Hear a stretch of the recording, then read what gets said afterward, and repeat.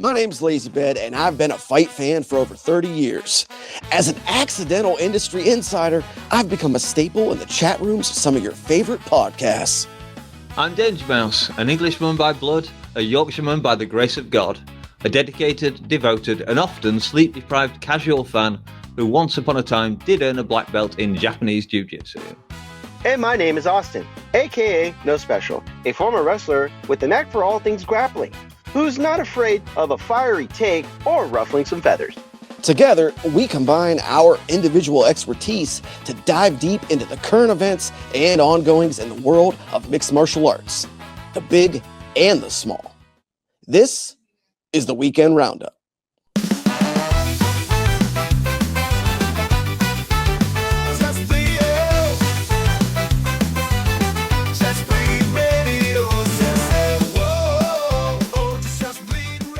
What's the good word, gang? Hello and welcome once again to the show where combat connoisseurs find their casual content. We're coming to you on Sunday, March 22nd, 2026, and you're locked in to episode 89 of the Weekend Roundup. My name is LazyBed, and I am joined, as always, by the dastardly duo of DangerMouse and No Special. And we got this fight game shit sewed up from the north of England to Southern California and everything in between. So you are most certainly in the right place, and that means you ought to pound the thumb and ring the bell, sub to JBR, and get your fight fix right here every Monday evening, 7 p.m. Eastern, 6 Central. All right, then, boys, with UFC London now officially in the books, it's time to take a look at the events of Saturday night. We had a lot of young prospects, 7 previously undefeated fighters, and a hearty helping of Team DangerMouse fantasy draft picks. They were all in competition. And guys, the question really was, could this card exceed the lowly expectations that fans had for it? Would we walk away entertained or existentially exhausted? Let's find out. Let's find out indeed. And here, guys, here is your first curveball swerve of this episode. I forewarned you a little bit about this, but you don't know what it is exactly. So here it comes. Instead of the usual, break down the fights and then give a rating when we're worn out and rushing to finish the show, we're going to do this thing off the top. We're going to rate the card at the very beginning.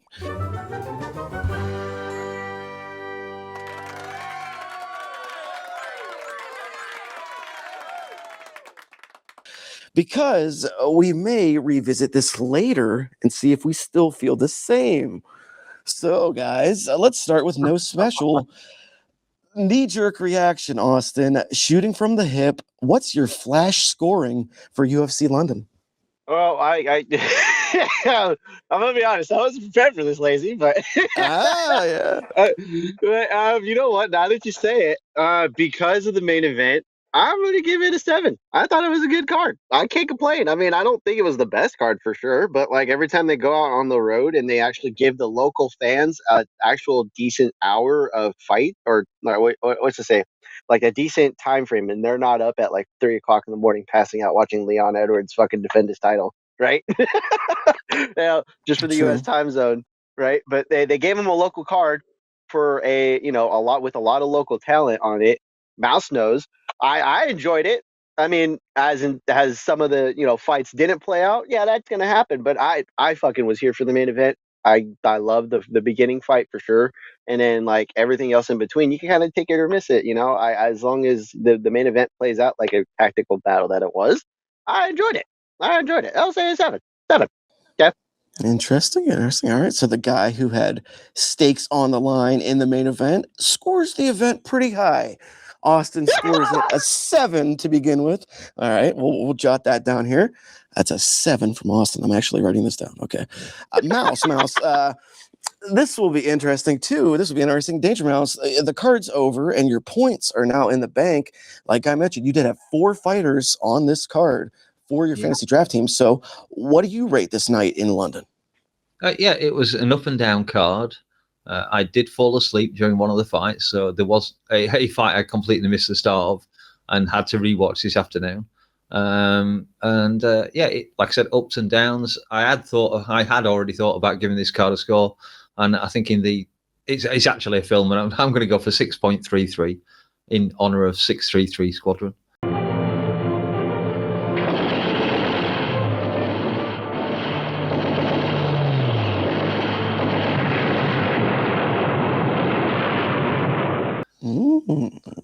A completely fictional RAF brigade, by the way.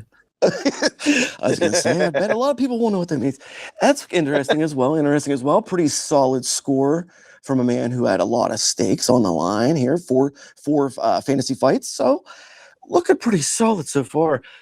However, I'm going to represent the often underrepresented side here, the disgruntled fan. Who is not not a casual come by day fan like some people we may have been just discussing pre-show, but a disgruntled fan who has been around for a long time, who's invested a lot of fucking time and effort into this shit. That disgruntled fan is me, guys.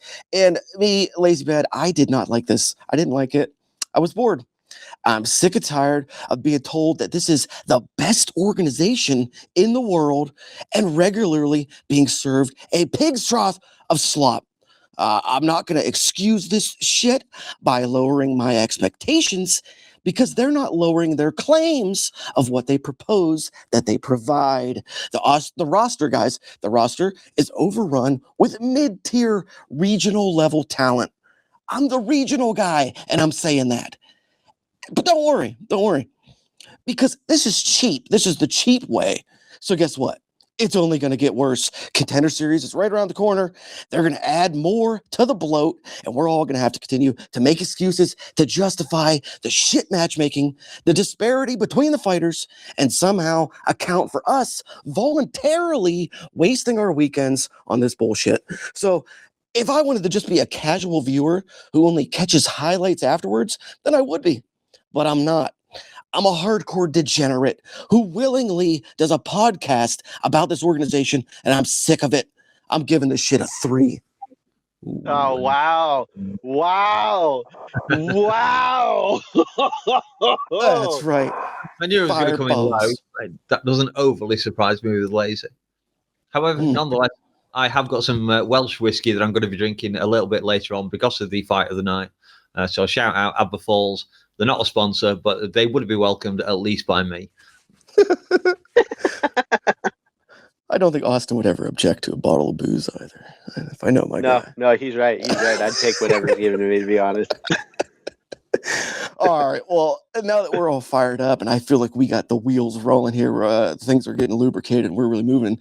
Let's find out how we each got to those scores. And seeing as the YouTube algorithm says people like it when you get straight to the main topic of your video, we're going to do just that. We're going to kick things off with the main event of UFC London.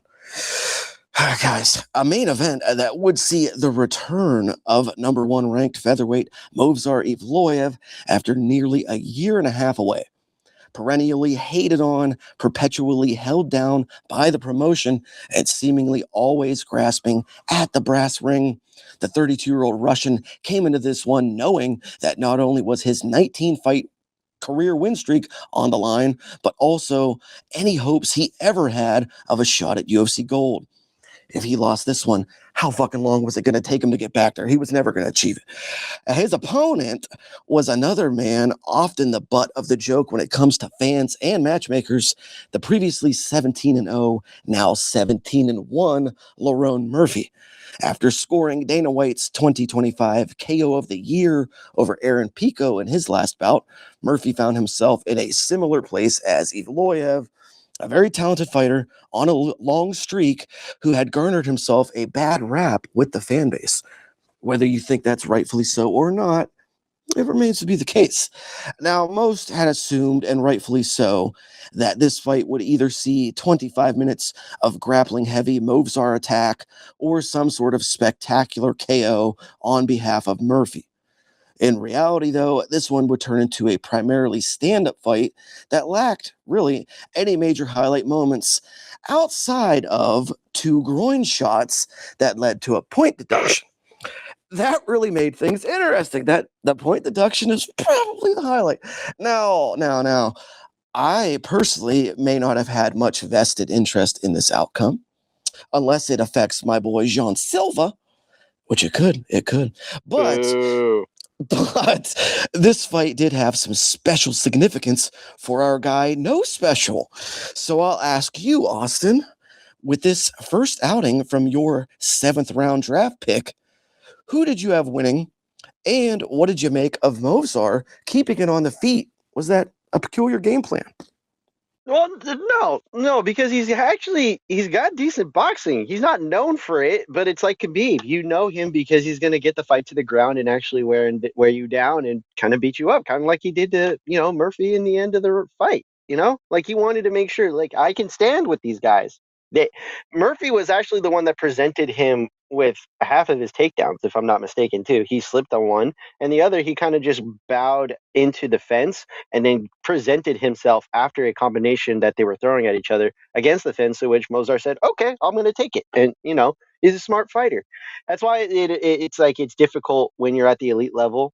You either rely on your strengths or you adapt the fight to the way you need to in order to win. It's always, it's a tricky situation because sometimes if you're not really good at one thing, let's say, striking for Mozart, and Laurent Murphy was the more consistent striker, but I wouldn't have called him the outright, like, clear, like, better striker, because he struggled at times with the distance management of Mozart. I mean, hell, Murphy was riding the cage the entire time, and he had a hard time, like, countering a decent amount of the time. He landed a decent amount of his shots, but it's not like a majority. Look at the end of the fight. Whose face was completely bloodied up, and who had at least landed more damaging blows? Mozart, right? But, I mean, it's because he also mixed up the wrestling. If you were to tell me that he was going to stand with him for 5 minutes, or I'm sorry, 5 rounds, like stand up only, I would have said that was a bad strategy. But the fact that he ended up going down to it, it was good for him, but it showed that he's willing to do it. He's not afraid to stand and bang if he needs to. Also, he's not, like, out there being reckless. I mean, he had a couple of moments where he kind of rushed in, got countered a little bit here and there, but, like, he genuinely kept his stance consistent, kept his range, like, the same, more or less, and he was fairly consistent with his, like, overhand uppercut, occasionally throwing a hook. He played it as good as you could on the feet, and then mixed in the wrestling when it was presented. Let me jump in there and let me keep you on track with this. Let me ask you, though, if you were, or even you, I was going to say if you were his coach, but even you, as you were watching this, were you wishing he would have wrestled earlier and more often? Even with the success he had? Even with the success he had? A little bit, only because when it's stand-up, especially with the criteria now, you kind of have to look at, it's not so much what the shots that land, mean for the score counter. It's the shots that land and do effective damage. And you could argue that Laurent Murphy was landing but not damaging. He only had really one spinning kick that landed and actually, like, gave him a black eye, right? But the rest of the time, he's just kind of landing volume and not hurting Mozart. The minute Mozart landed a couple of decent strikes, he actually wobbled, Murphy a handful of times. So it's like, especially when it came to the ground and pound. But I would have liked it if he did it a little bit more, but I'm not disappointed because I think the results speak for themselves, Lazy. I don't know about you.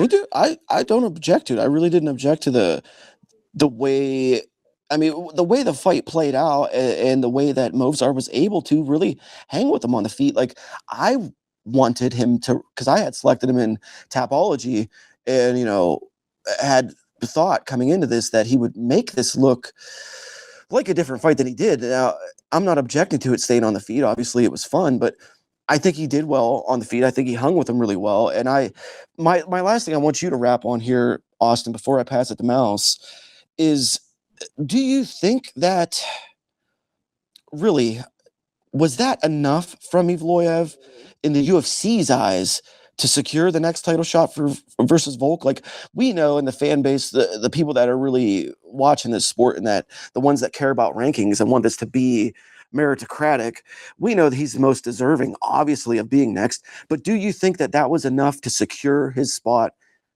in the next title fight? Yeah. I mean, fuck, when your opponent says, hey, he deserves a title shot, doesn't matter if he thought that he had a, winning argument or not. Like, he said, yeah, it is what it is. That guy deserves a fucking title shot. That should say everything, right? I mean, if you're out here and we're trying to look at this sport as like a sport, like we're supposed to, Mozart should be the next guy regardless. He should have been the guy prior. He should have been the guy prior, probably before that. But whatever. Like, you know what I mean? Look, I'm gonna say this. It goes down to the fact that, like, I get it. This is the UFC, and the UFC does fucking weird shit all the time, or does stupid shit all the time because they think they need to make money off of it when they already fucking make now is going to be $7.1 billion, $7.7 billion over 7 years. So that's 1.1 billion per year per just their Paramount exclusive deal. Like, they're gonna have the money, right? So it doesn't mean that they can they don't need to give us like the shit that they used to, where it's like, oh, here's a fucking random fight because we think we need to get eyes on it. No, you could do the meritocratic thing now, and on top of it too, that wasn't even a bad fight. Like, if you're gonna argue that you weren't as entertained, I'm just saying, like, that was a good tactical fight. That's what I used to love watching. And we don't really get too many of those anymore. Yeah, that really was high level mixed martial arts. There was nothing that I would complain about in that fight. And actually it was interesting because it almost felt like either Movsar had received instruction from his camp and his corner, or had just taken the volition of himself to say, I'm going to try to make this fight exciting. I'm going to try to do what people say I don't do. And I'm going to try to stay on the feet and keep this thing standing just to make a statement. And, whether that was intentional or that was just a side effect of how things played out, I feel like he did kind of make a statement because he showed that he could hang with the man that many people felt was the best striker, or at least top 3 best strikers in this division. So to come out here and be a guy that was kind of shit on for being a majority grappler and wrestler, and to stand with one of the best stand-up guys in the division on that kind of a win streak, to risk it all, so to say, I was impressed by it. I felt like it was a pretty good statement. But DangerMouse, what did you think really of this fight? And also, like, what did you think, especially of the performance of Murphy in this fight? It looked like he was kind of finding his groove through the first 2 rounds, and then and nobody's really talked about it. There was a possible hip injury in the 3rd round. He says he hurt his hip. I haven't heard much else about it, but it felt like the tides kind of shifted at some point after those first 2 rounds. So give us your thoughts on the fight and your opinion on Murphy's performance. I watched it last night while I was cooking and eating dinner, with commentary, with main card minute, and with alcohol, of course. And then I watched it again today with no commentary. The UFC stats available to me, and just some cups of coffee. Second watch, knowing what's coming, removing the element of surprise, getting rid of the disbelief that Evloev is apparently happy to stand with Murphy and not just spam takedowns. And I guess that allowed me to take a totally objective yet informed view of the fight. And that was not a great main event. It wasn't as bad as I expected it to be. I didn't agree with the judges last night, and neither did Aaron Bronstetter, our patron saint of judging. And I think he had 39-36 for Murphy in round 4. I still think that Murphy won more than 1 round, but they were all close rounds. And I think, given the different views judges have, I can't really hate on their scores too much. With the foul, I think we should probably have had a draw. The only positive about Evloev winning outright is that we don't have to watch it again. Or certainly I don't have to watch it again. Maybe someone would want to. Not the greatest performance by Lerone Murphy. I think maybe he was stunned by the fact that Movsar was just willing to stand in front of him. He did get pushed back a lot in the first round. He outstruck Movsar in that round, but the look, I could see where the judges might be able to offer that one to Movsar. Second round, not a chance. That was Lerone Murphy's round all over. And round 3, I think I was happy to give that one to Murphy just about. But as you said, he did say that was when he hurt his hip. And certainly that's where the fight turned around and went completely the opposite way. And I can't blame Movsar Evloev. He fought a better fight than I expected him to. His striking looked okay, I guess, for a Dagestani wrestler. Lerone Murphy did not perform as well, I think, as he could have done. I did have a bit of a laugh because I did pick Movsar Evloev to win by decision on Tapology. I'm not dumb. But just for a laugh, I was on PokerStars. I was on PokerStars and noticed I had a few cents laying around, so I took 50 cents on Lerone Murphy to get a KO win. But 7-1 did not come through, so I'm down 50 cents on that one. Yeah, it was an okay fight. I've seen better. I'm not going to ever rewatch it. Not a chance. Yeah, could have been better.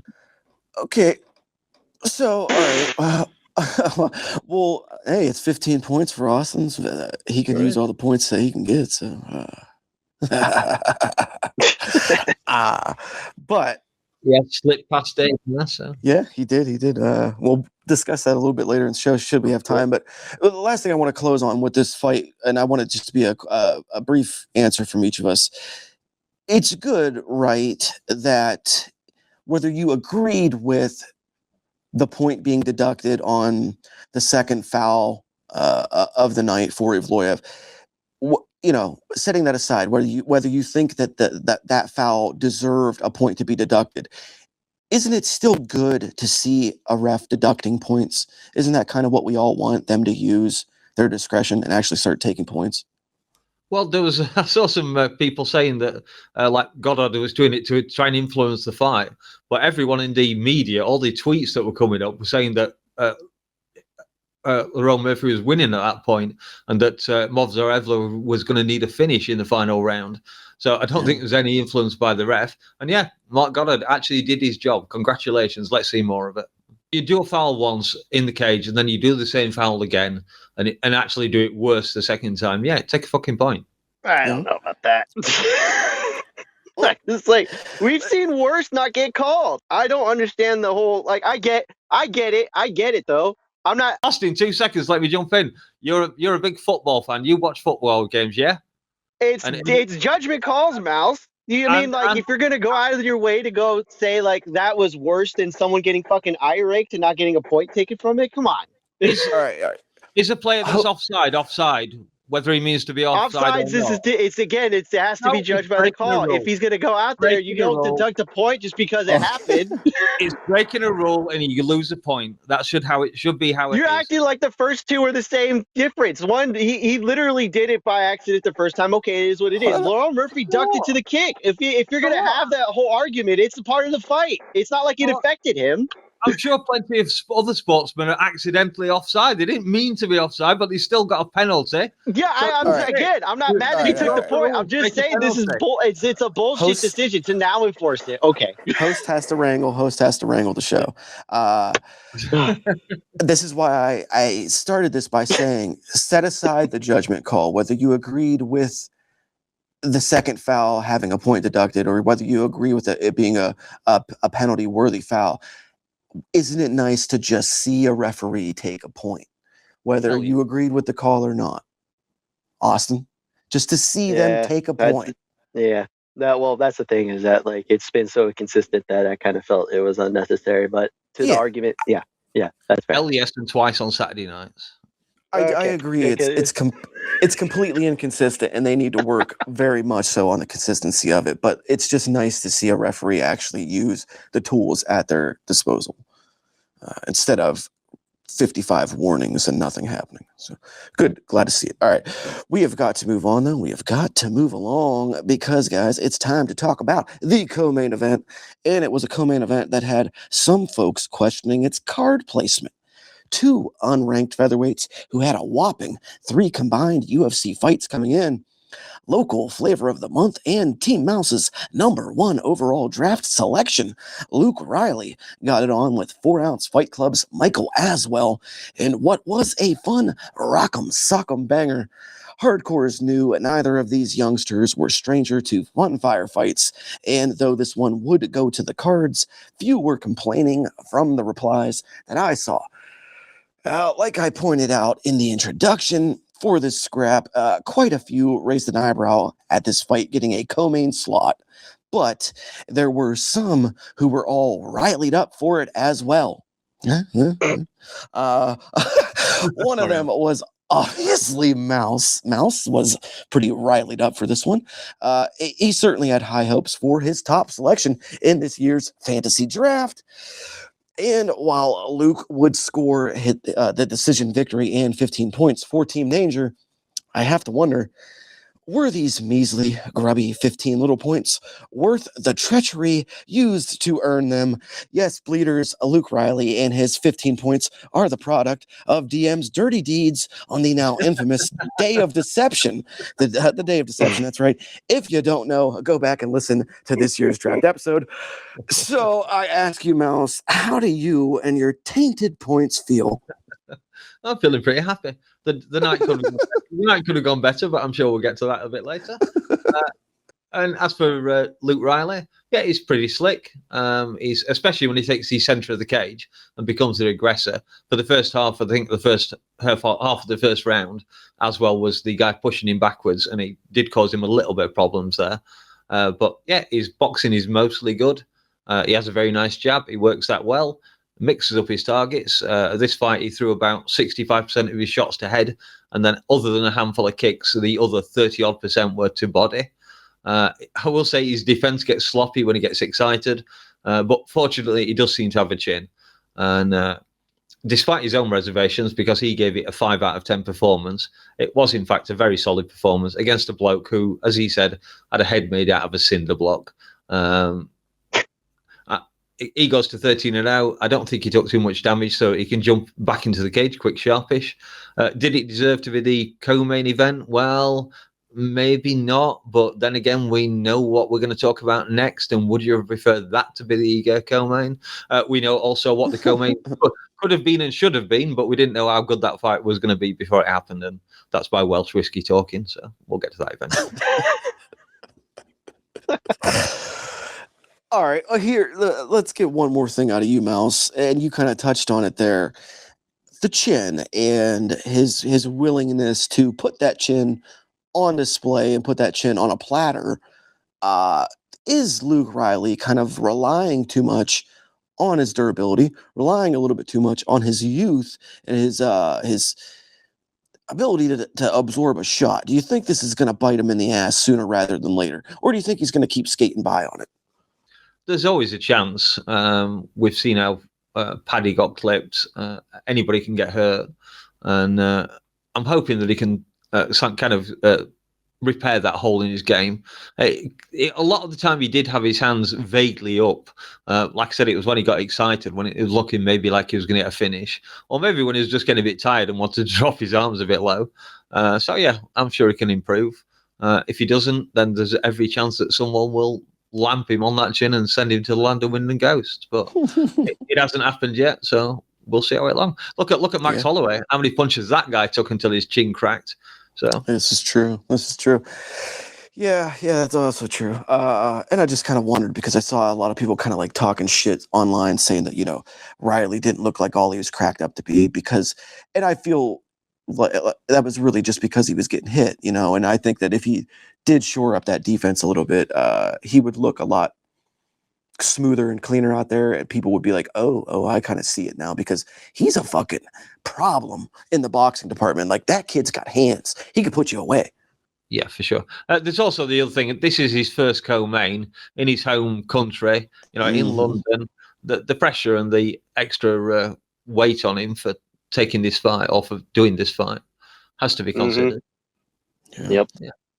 At least they didn't give him custom trunks. That didn't work out too well for him. All right. Austin, what did you think of this possibly unwarranted penultimate warfare? That's a fancy way of saying a co-main event that maybe shouldn't happen. What did you think, Austin? Brief fight breakdown and maybe some slander for Team Mouse?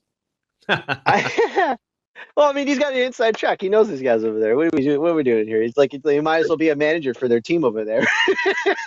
But same 15 points, but I got mine in 3 rounds. Suck it, Austin. I'm just saying. The thing that I did find interesting on this one was that he kind of looked like a fucking lightweight in there against a smaller featherweight, if I'm not mistaken. Like he was big compared to his opponent, and he still had that speed. He still had that counter ability. I think it's a Scouser thing, like you were saying, Mouse, where it's just like they have this ability to just leave their chin out, even if they're landing against their opponent.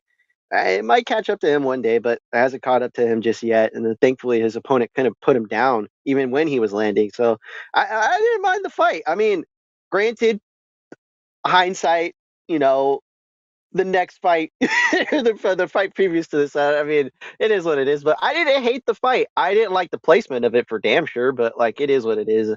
I don't mind it when they kind of custom make these cards for the local, fan base, because then it gives you a different look on what they, what's the thing, Mouse? You would say Luke Riley is a more like beloved figure over some of the other guys on the card, right? So makes sense why they would kind of put him there, even if he's only had a handful of fights, right? In the UFC. I get that. Yeah, That's not. I think I'm not slightly against that. Yeah, it would be different if they put him a little lower on the main card. At least he's on the main card. That's the thing. Co-main, yeah, different discussion, but he didn't look bad. I didn't hate it, but I didn't love the performance, mainly because I think he kind of allowed the fight to be a fun brawl that he was in control of, But he does good. Let's see how he looks against some of the other guys. But again, don't put him up against some of the top 15 just yet. let's wait and see how he goes. I invite the fight. Good fight. Yeah, the upside here for him and for DM is that he's finally straightened out his visa issues that he had a couple of years ago. So now he can actually travel outside of his home country and take fights elsewhere. So he could be more. Oh, I didn't know about that. Yeah. He was supposed to be on Dana White's Contender Series 2 years ago, but he at last minute it couldn't make the trip because he had visa problems from some prior criminal convictions. So. Oh shit. Yeah. But he's gotten that straightened out since then, and that this is why he's in the UFC now. He skipped over Contender, and yeah. Cool. Yeah. All right. Well, unfortunately, fellas, it is time now to discuss one of the worst featured bouts of all time, perhaps one of the worst fights ever, period. I mean, it's quite possible. Two good pals, longtime training partners, each of whom never wanted this fight. And that's exactly how it fucking looked. I barely want to discuss this one, so we barely will. Michael Page versus Sam Patterson at welterweight. In the end, MVP would win a tepid sparring match. I kept using that phrase all fucking week. Knew this was going to happen, and it's exactly what did happen. He likely, MVP, punched his ticket to the unemployment line with this fight because... there's some talk we can get into this with this one, but that's maybe more interesting than the fight. But we got to discuss the fight. So, Austin, we're going to go to you first. What do you say? A fight that happened, kind of a fight. Give us your very succinct thoughts on Page versus Patterson. Two guys who were afraid to lose, and then two guys who also knew too much about each other to give each other too many opportunities to counter each other, therefore nulling the fight down to just feints and clinching and occasional punches thrown and possibly sometimes landed. It was a fight. I don't understand when the UFC, like Joe Silva, for all the talk that we used to have negatively about the man who was small and also like a tyrant, he actually knew how to matchmake properly. And if he didn't like you, at least he made sure to give you reasonable expectations of beating the opponent, right? This was a matchmake that kind of reminded me of the time when he kind of matchmaked two guys because he hated them. And for some reason, they kind of threw Sam Patterson into this. So it's kind of like, okay, they're opponents. Didn't want to fight each other, right? That should be a null and void. Okay, you don't want to fight each other. Two, their fight styles usually, sometimes the fight style doesn't matter, but with teammates or training partners at least, they kind of matter. This has happened over and over again where they were like, hey, we kind of train together. We're in the same weight class. We're kind of friendly with each other. We don't want to kind of kill each other's like momentum. Now you guys should fight. Like. No, I don't know. I don't know if we should do that. Let me jump in there, too, because these aren't just kind of friends or kind of teammates or kind of training partners. Sam Patterson was MVP's primary training partner for his last 3 or 4 fights. Primary training partner. Like, he was his number one go-to guy. He was the dude that was in there emulating all of his opponents. So, like, these dudes were spending tons of time together, knew each other very well, were buddies, and expressly told the matchmakers, hey, we don't want to fight. This fight's weird. Why are you booking this? And they did it anyway. And look what happens. So Austin, I think you said it all right there, and I'm going to pass this to DangerMouse because I believe he probably wants to shit on these guys a little bit too. But I'm going to end up asking you both this question, kind of. Do you guys think that this was sort of like a, I don't even really know what to call it, a situation where the UFC, because the scenario, what occurred here is supposedly this is MVP's last fight on his contract. So he was basically up for renewal here. And they typically don't let guys get to the final fight on the contract before they renew them. They don't like to be stuck in that situation, being put between a rock and a hard place of whether they re-sign a guy or let him go. They only do that when they're kind of willing to let the guy go. So the prevailing thought here is that they booked MVP against Patterson knowing that these guys are buddies and they're not going to put on a good fight, so that MVP could look bad and they have a reason to let him go. The other side of that, though, is MVP is disgruntled with the UFC. He hasn't liked his treatment from the UFC. He's been very vocal about it, to the point where he came out last night to the Michael Jackson song, all I want to say is that they don't really care about us. And he said that was a view on his treatment from the UFC, the world, etc. So he's making statements against them. He's disgruntled. He wants to leave. Maybe he put on a stinker and didn't really put on a fight because he wants out. The UFC booked the fight against his buddy because they wanted him to look bad because they want a reason to cut him. Was this just everything working out kind of for everyone? And now we can let MVP go do whatever the fuck MVP does? What do you think, Mouse?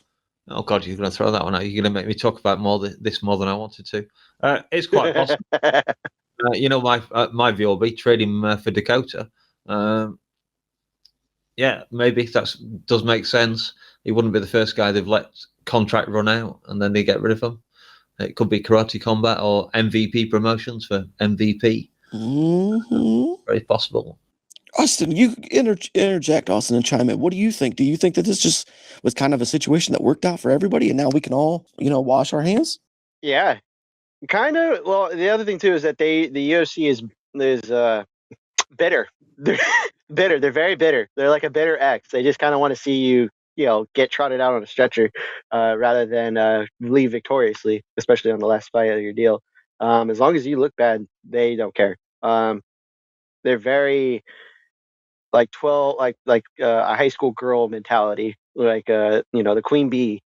Like what I say goes, and if you don't like it, tough shit type thing. They don't like to be wrong. And that makes sense to me. MVP gets to go do whatever. Fuck it. He doesn't want to be here. That's fine. I'm not going to hold that against him. I think them killing Sam Patterson's win streak is wrong because that's kind of the more interesting part of it. Yeah, they killed the contender right there. Yeah, I see. Yeah, you're right though. It's like they're going to let him go, but they're going to make him look bad in the process of leaving. Like he didn't get KO'd, but he looked like he can't really put on a show anymore. So, all right, so DangerMouse, just close us off on this fight. We'll never talk about it again in our lives. What do you got to say? About the fight itself? Absolute snooze fest, figuratively and literally, because I fell asleep halfway through it. I could have watched it again. But I don't want to waste precious moments of my life trying to spot the 39 significant strikes that landed in the fight. MVP just joined a list of fighters that I don't care if they ever see fight again. Neither of them wanted to fight. We should never have been made to watch it, and I don't want to give it any more of my time. Next, please. Perfect. I love it. That's a wrap on that fight for the rest of eternity. Okay. Next up though was another fight that it didn't. We may not stop talking about this fight as quickly as we want to stop talking about the last one, but it did end very quickly. This was the squash match of all squash matches, a literal enhancement talent fight. The light heavyweight debut of walking concussion Austin Lane against the terrifying Polish monster prepped to steal his soul. It is Iwo Baranewski. What do you do when a strong fart has the power to knock you unconscious? You spend 12 weeks cutting down to an entirely unhealthy weight, and once you're fully dehydrated, you get sparked cold in 30 seconds. That's exactly what happened here. All right. Iwo moves up to 8-0. Lane falls to 13-8.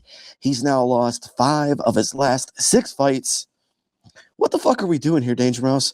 Why was this fight on a UFC card? I don't know. This was the easiest prediction of the night. Easy points for my MMA fantasy team.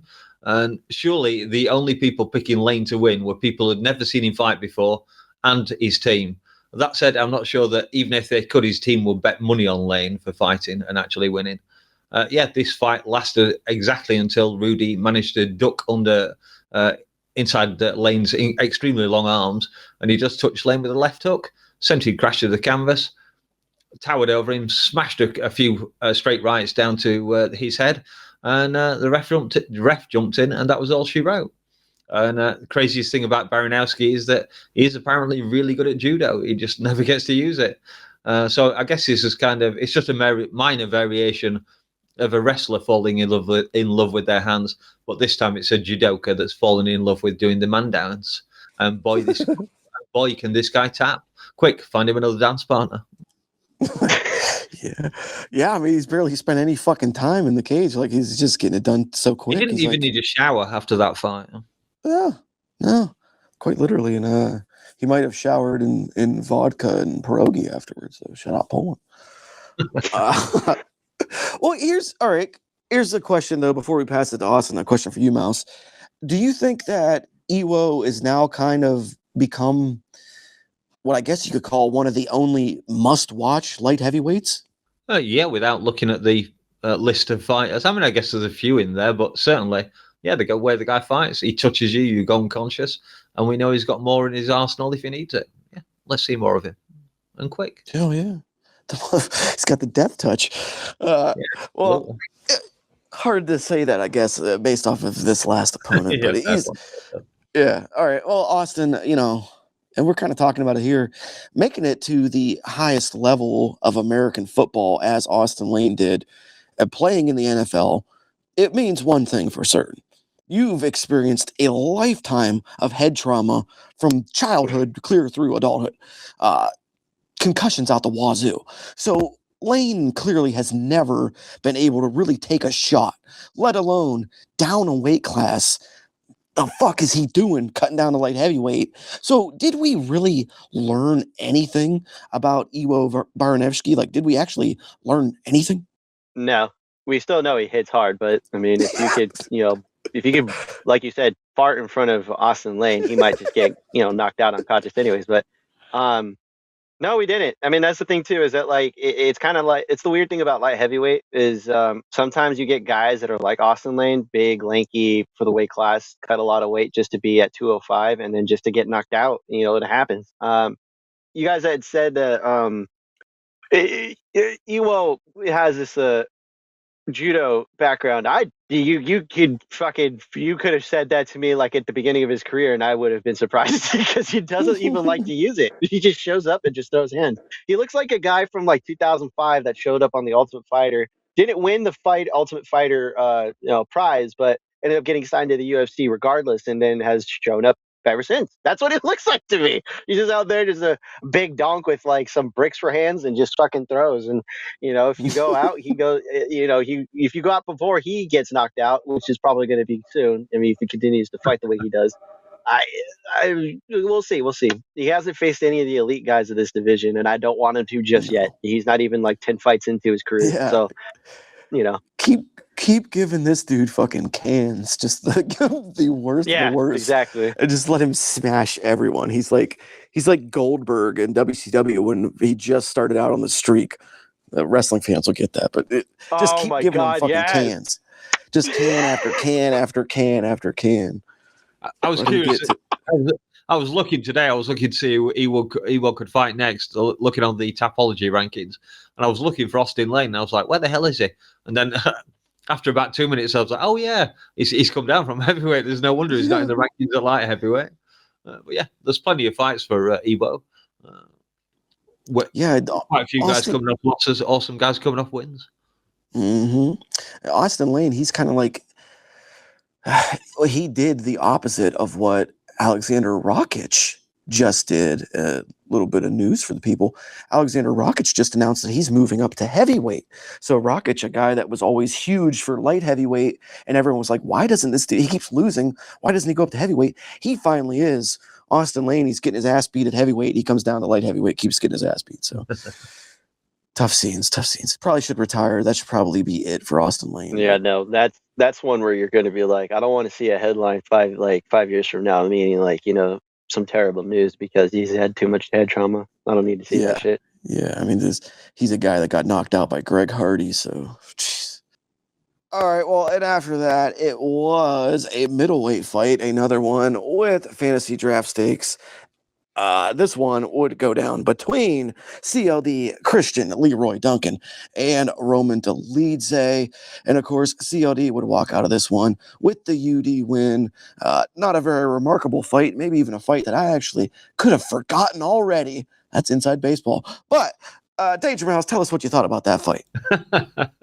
Yeah, pretty solid performance by CLD. I thought he might have been able to put Dolidze away in maybe the later rounds. I didn't think he was going to do it in round one, but he couldn't quite manage it. As for Dolidze, he didn't land much at all, except for a couple of fun spinning back fists, which he continued to spam throughout the fight. I think he only landed about 10 strikes for the entire fight. So maybe look at the person you're trying to hit, Roman? Just an idea? Not exactly sure why Roman gave that little shrug when the result was announced at the end. I guess he thought he must have won rounds 1 and 3 because he did stumble CLD a little bit in round 1. But as for the triple first name threat, my draft reserve, he looked pretty good. He's fast for a middleweight. He moves well. There's no shame in not finishing Dolidze by TKO. No one else has managed to do it. And for the future, I had a quick look, and there's Jared Cannonier, RDR, Fluffy Hernandez. He could take any one of those guys. So yeah, not a bad result. 15 points for my reserve. I'll take it. Yeah, Malcolm Wellmaker better get himself a fight, but quick. Otherwise, he'll be off. All right, Austin. So what did you think about that one between CLD and Roman? Was that a fight that you're going to remember for the rest of your life? I think for negative reasons, and it doesn't give me a positive outlook on CLD's future in this division. Not because he's not a good, striker, but because he does dumb things when he gets into the clinch with a bigger grappler. Granted, Roman's not even that good of a grappler. If you ever watch his fucking just keel over like a bad jiu-jitsu artist, Jesus Christ, man. I mean, this is the same dude who was just getting fucking bludgeoned to death by fucking Fluffy Hernandez. You know what I mean? I looked at this fight and I wanted Leroy just to not fucking close the distance on him because I knew immediately if he did, fucking Roman's just gonna get his big ass hairy arms around him and his smother his fucking hairy back on top of Christian, and you're just gonna be like, why, what are you doing, why? And then you see fucking Duncan questioning if I should get into the clinch with him, and I'm yelling at the TV, don't get in the clinch with him, he's gonna just smother you with his hairy back. Don't do it. And sure enough, he fucking finds reasons to get in, and fucking Dolidze is looking at him like, oh, let me show you my ass really quick, and just fucking rolls over to his back like a fucking idiot. And it's like, oh my God, no, don't do that. You don't have to do this. And then sure enough, he find a way to fucking separate and actually, kick his ass from fucking range because that's what he's good at. And then he gets clipped by fucking Roman Dolidze. What are we doing here? No, God. If there was a guy who I wished was better, it was Roman Dolidze, because I know how good Christian Leroy Duncan is. We've seen him fucking, beat some people up in this division, and he's looked fucking really good. This showed me that he has an issue with grappling that hasn't translated yet to the upper echelon of this division. And that the Roman Dolidze is probably the worst of the grappling of the guys that's there.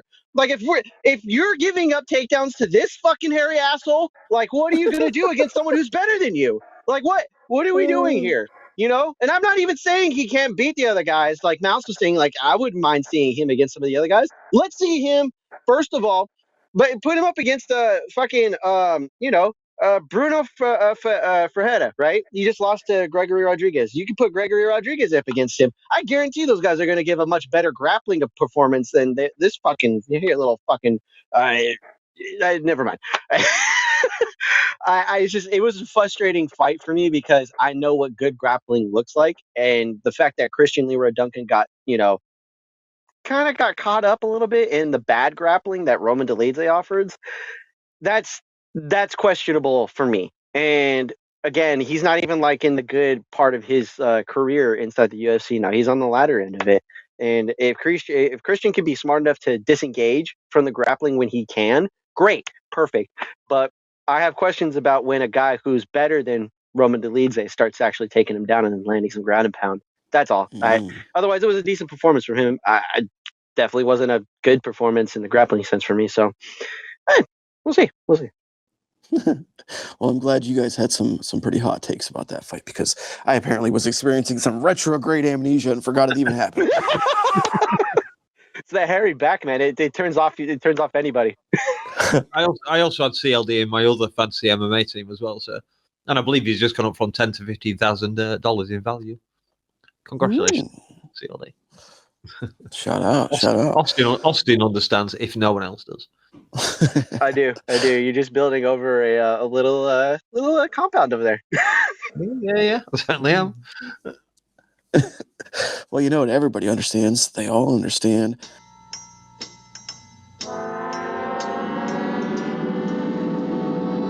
Da-dum, da-dum, da-dum, da-dum, da-dum, da-dum, ba-dum, ba-dum. Opening the main card for the evening was another featherweight fight. This one with another local talent who had ties to the JBR fantasy draft. Do not adjust your bottle cap lens bifocals. That man was indeed wearing a top knot and pink trunks. MMA Academy Liverpool's Pink Panther Curtis Campbell made his official UFC debut against Bloodline Combat Sports' El Puma Danny Silva. The Panther versus the Puma, a feline fiasco. Campbell was, of course, Team Danger's 5th round draft pick. He came in undefeated at 8-0, just 23 years old and full of piss and vinegar. Silva is a ripe 29 and was the more experienced combatant coming in. Easy to forget that this kid went the distance with Kevin Vallejos just last summer. Now, not to shit on DM or his draft selection, but Curtis Campbell is utterly allergic to striking. If forced to throw hands, they're ground and pound. If forced to throw hands, he virtually goes into anaphylactic shock. And it looked like once Danny Silva realized it was pretty much murder, she wrote. So, no special. We're going to you first. What did you think of this performance? Danny Silva knocking the ever-living shit out of Curtis Campbell. I was misled. I just want to be upfront about that. I trusted Mouse's judgment, and I was led astray. I knew who Danny Silva. I knew who Danny Silva was. I listened to him, and I was like, okay, Danny Silva's at least a decent name. If I'm looking at Curtis Campbell and Mouse is choosing him, I has to mean that he's looked at every single fight, and I can't say that I have. So I'm trusting his judgment on it, and I was wrong. I was wrong for trusting that judgment. But Danny Silva is a good fighter. He just kind of lets his opponent take the fight away from him if he gets in his own head about shit. I think that's the one fight where we're looking at where he kind of like just was giving himself no opportunity to win. I think in a fight previous to this, but the Pink Panther, as I'll refer to him as, is not Paddy Pimblett, who is not afraid to get hit in the face. Campbell didn't look like he wanted to trade. And I think that was for good reason. That not because he couldn't believe that he could win a stand-up battle, but I think he was looking for an opportunity to get the fight, on his own terms. And the minute that didn't happen, it just went downhill. Like, it was just very obvious the minute that Silva was landing on him that he had different intentions of trying to combat those. Like, it just should have been something that he planned for, but didn't look like he thought about that until he got hit. And that was kind of the moment where I'm like, oh no, I was wrong. Granted, Danny Silva's not that type of fighter, but Campbell, I thought at least had something to him. But the minute like the fight played out, you could see like his like energy bar, like in the UFC game, just started draining immediately. And it was like, oh no. Like, and then I think like someone said in the chats, it's like, is that a bun? What do you call it? Top knot, like, stupid top knot. A top knot. Is that a top knot that I see? Oh, I need that man to lose now. And I was like, oh fuck, of course. Okay, Pink Panther, funny name, like it. Pink shorts, funny, like it. top knot, I draw the line. And I was like, okay, that's the three things. I'm like, all right. But then again, he just reminded me of a weaker version of Paddy Pimblett at 45, and I'm like, yeah, no, that's not good. Not sure why the UFC thought that this matchup would be good for him, because Danny Silva's not a guy you put in there with just nobodies. He's got to beat them up pretty good, and that's what showed. Like, he's a decent kid, like a kid for like the regional scene. He hasn't played out yet in the UFC just yet, but he's also, like you said, he's experienced. I don't think Campbell is. I think the reason that he's afraid really to throw hands is because he can't see him coming. Have you seen his glasses? How the fuck can he see in there? Dude. I mean, he might need to get LASIK and, take some time off, get some LASIK, because there's no way he could see shit coming in there. I would want to grapple too if I could only fight through feel. Hell. And then the other thing we got to touch on here, and I'm going to get Austin's take on this real quick, and then I'll pass it to Mouse. Austin, remember just about like a month ago when 30-fight veteran Dan Ige had to beg and plead to wear red shorts for his fight, and they made him literally like write a fucking letter to get red shorts because that's not, quote unquote, one of the colors for American fighters. That happened to Dan Ige, but this kid gets pink shorts in his debut. Should we be upset? Yes. He gets fucking pink shorts. I mean, in principle, yeah, it's stupid, because it's like, if we're just gonna fucking do whimsical shit because we can, we should it. But I mean, why can't everybody do whimsical shit? Hey, how come Andrew gets to get up? That's right. If he gets up, we'll all get up. It'll be anarchy.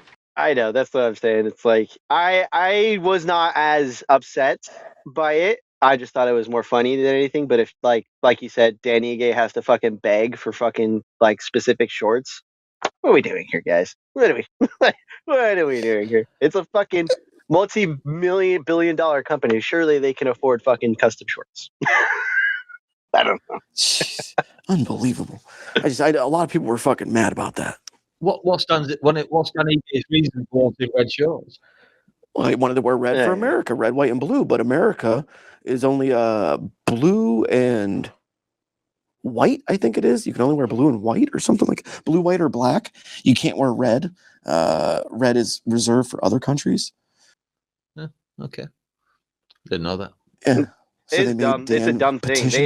My thing is that they can afford to fucking make the custom shorts because it could be on somebody else's dime. They shouldn't have to make the fighter pay for their own fucking custom shorts just to have it. They'll do it for random fucking events, and they'll do it for like big stars. And like, there's no even when the Reebok fucking thing was happening, they only finally started doing custom shorts because fucking fighters begged about it. And it's like, you guys can afford to do it. What are we doing here? Don't forget they did it for Bryce Mitchell. I had this discussion with Dave. After he begged for fucking 3 years. Yeah, was it that after long? every fight? I still don't think he deserved it. That's fair. I don't think he did either, but yeah, it's just, you're all just jealous. My boy had Dana White privilege. He just couldn't come through. It's camo though. It's not even like it's a fun color. At least fucking pink and red were fucking regular. Like, the fucking Hawaiian shorts are better than that. Here's the thing. His nickname is the Pink Panther. He's always. It's a fucking debuting fighter. What are we doing? You want to know the real reason that they were? She did for Sean O'Malley and giving him some help on the way up. He requested pink trunks, and you want to know the real reason he got them? He got those pink trunks because they had some left over from when they made them for O'Malley. That's the only reason. That's all it was. There you go. All right, so DangerMouse, you got to get your opinion in here. I suppose 5 points is 5 points. Tough break for the kid. Falls to 8-1. Silva moves up to 11-2, and Venom may be regretting handing over those pink trunks. So, what was your honest assessment of your guys' performance? Yeah, well, apparently Puma is greater than Pink Panther. I'm not going to say his name the way Americans do because it's wrong. Bad start to the main card for me. Good first round for Campbell. He handled Silva pretty well, I think, but it all went a bit Pete Tong in round 2. Silva landed a shot that just dropped Campbell. He did bounce back straight up, but then it only to get knocked down again. That Chumbawamba song.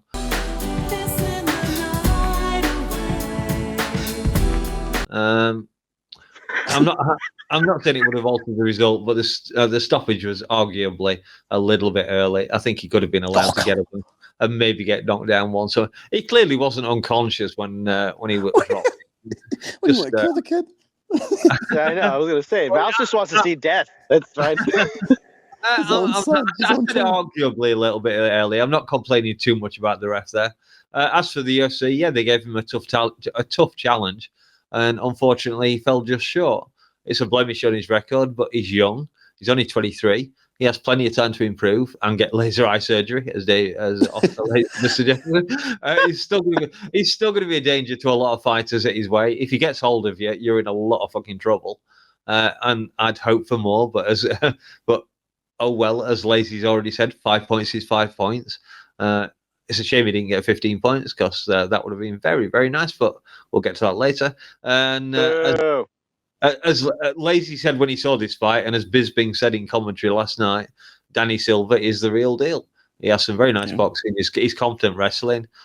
He's a very good fighter, and I think probably the UFC just gave Campbell a challenge that he can't quite handle yet, or maybe can't even see to handle yet.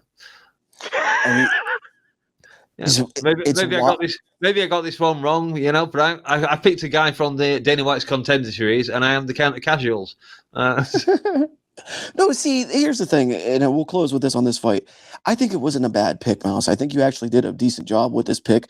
I had eyes on him. He was on one of my short lists. He is a good fighter, but he's extremely one-dimensional, man. Extremely. And it's the striking. The striking is a big hole.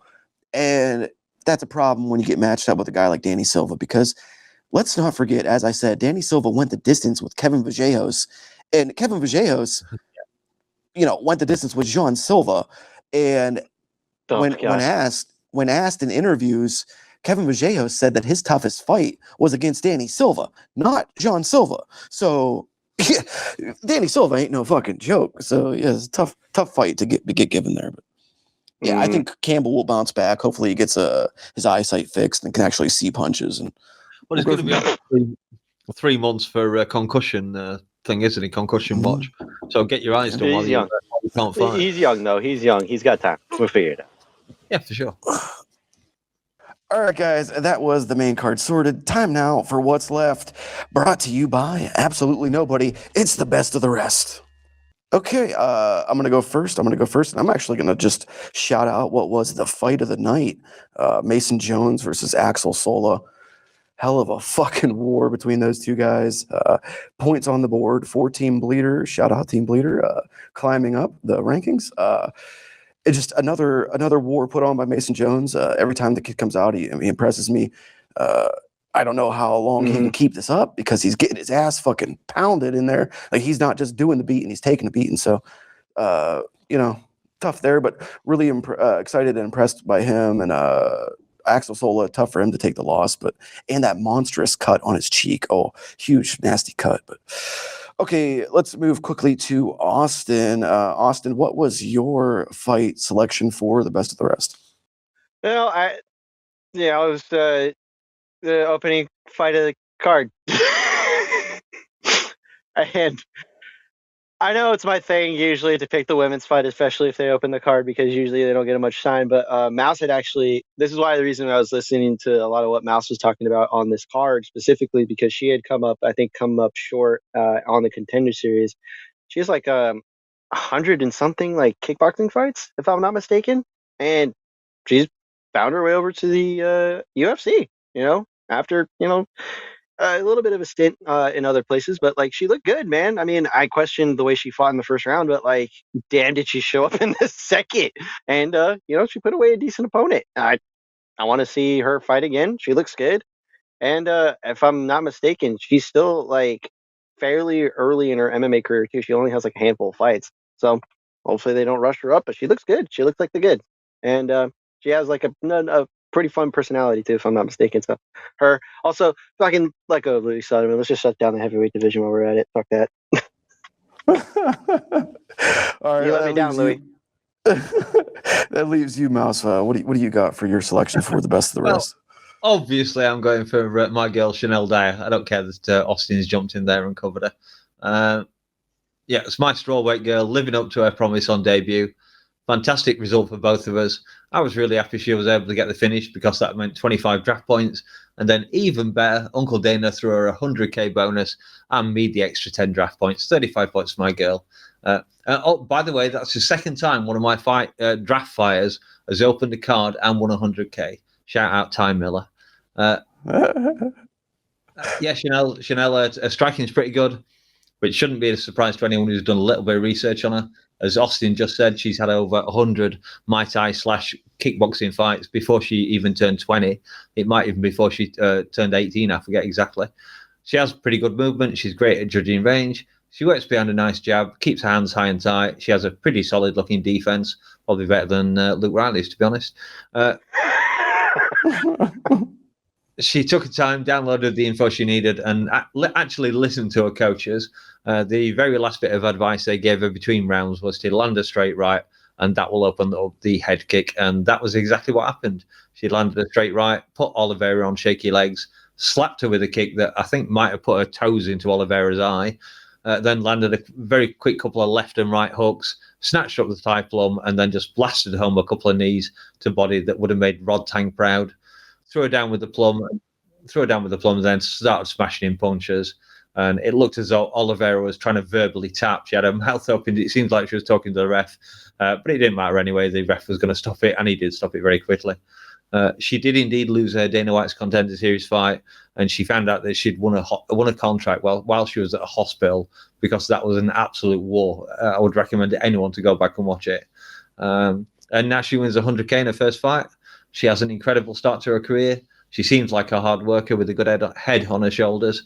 It's too early to say how far she can go, but she is very young. She has a boatload of experience, and I can't help but compare her career path to my girl Dakota Ditcher's.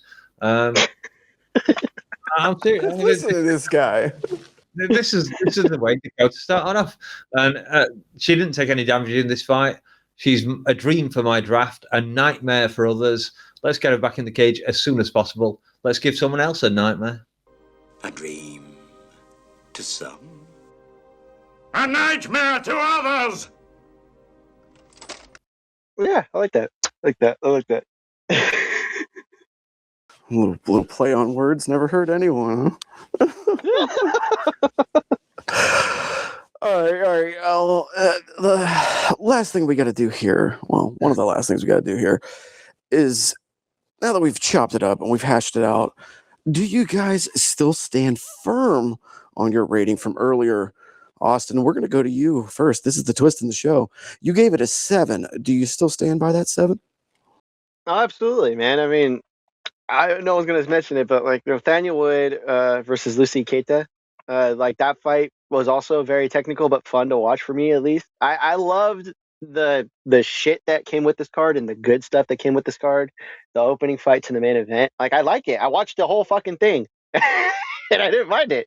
But other people will say otherwise, and that's fine. That's fine. You can have your opinions. We're all rightly, right to have your opinions. Some of them may be shit, but hey, it's just the way it is. All right, I agree with that. I gave it a 3, and I'm still going to stand firm with my 3. I'm not changing them. I'm sticking with what I said. I'm staying right with it. All right, what about you, DangerMouse? Do you still stand by your 6 point something, whatever the hell it was from earlier, DM? Well, I will say, if this fight had come out the way I picked it on Tapology, we would have had a fucking amazing card. It would have been fantastic from start to end. But it didn't. And no, just like you two, I'm not changing my opinion. Austin hasn't said much different to me, to be fair. We've agreed on all the fights. But what you said, you also agreed on most of the fights. You haven't posed any questions to make me change my mind on anything. So, yeah, 6.33, 663, well done all the way. All right. Well, that is officially everything for UFC London. Again, an event with major implications on the JBR draft. So let's provide the bleeders real quick with a quick update of the fantasy standings. As of March 22nd, it looks like this. In first place with 155 points, Team Lazy. What do you know? In second place with 150 points, Team Mouse. In third place with 70 points, Team Austin. Yeah. In fourth place with 60 points, Team Dave. And in fifth place with a debatable 55 or 50 points, Team Bleeder. Team Bleeder still bringing up the rear. And I edited it. It's 50 points. All right. Yeah, so 50 points, but they could catch up.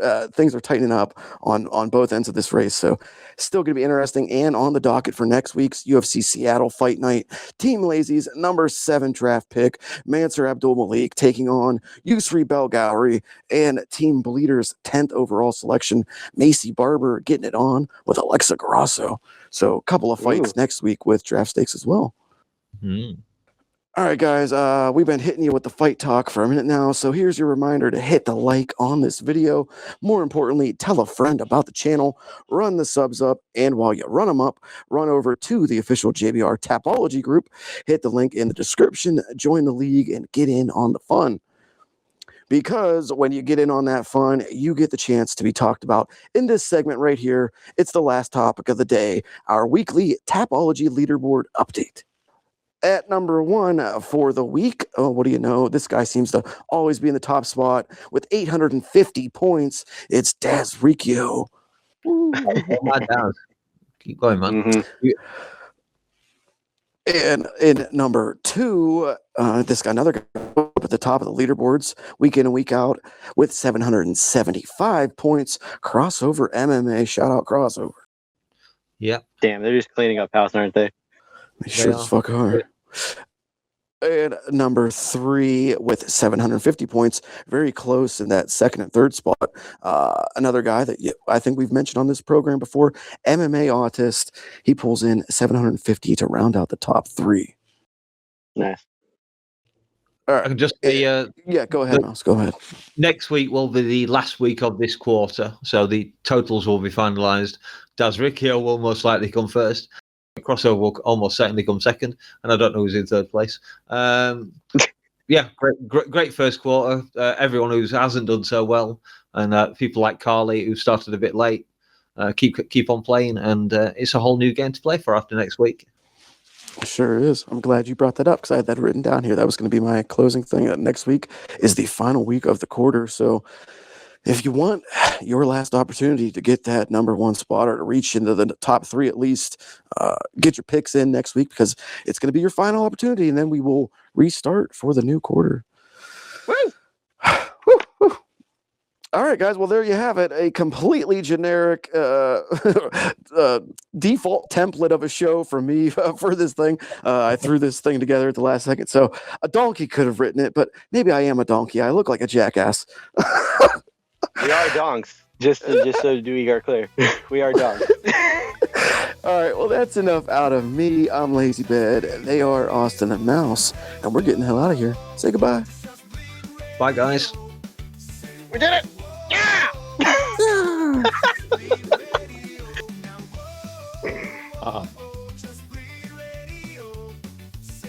Love you.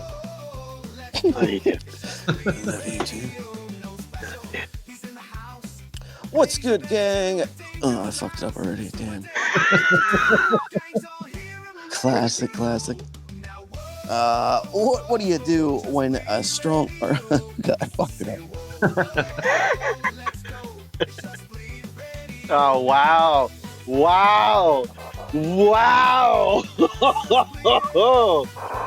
Yeah, kind of. Well, the other thing too is that the UFC is benevolent, bitter. Haven't you missed one? Did I? Delizé versus CLD. Is that on the main card? Yes, I believe. Yeah, Was it? was. Yeah, definitely. Wow. It was. Twice. Thank you for catching my mistake, DangerMouse, and seeing as you did catch my mistake. Please send us your best wishes as we try to pronounce this fighter's name correctly. Mantas contra Tabichus.